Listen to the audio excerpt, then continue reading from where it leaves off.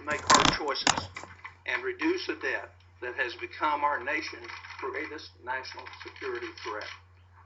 Doing nothing is a tax increase, a benefit cut for seniors and the poor, and a betrayal of the core values of both parties.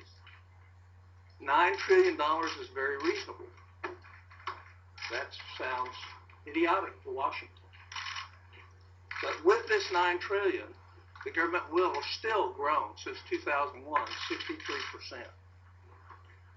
$1 trillion in defense cuts is reasonable. The threat of borrowing from China is greater than the threat of an armed conflict from China. On taxes, let me remind my Republican friends what Barry Goldwater once said.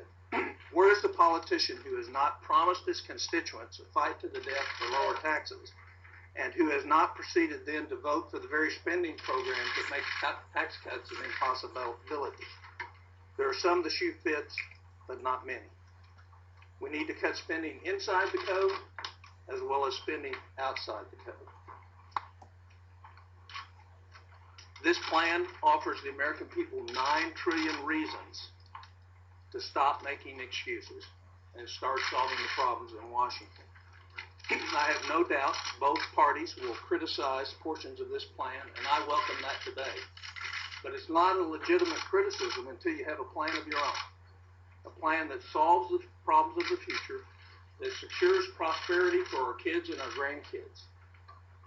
It's time to show the American people not only what is possible, but also what is necessary. What is not acceptable, however, is not having a plan and delaying reform until some perfect political moment that will never arrive. The fact is, doing nothing is a tax increase, a benefit cut for seniors and the poor, and a betrayal of our values. The American people get it. Congress is like a guy who has 6 credit cards and is going to get the 7th one so he can make the minimum payments on the other 6. The problem is we're not going to have that option anymore, and neither will he.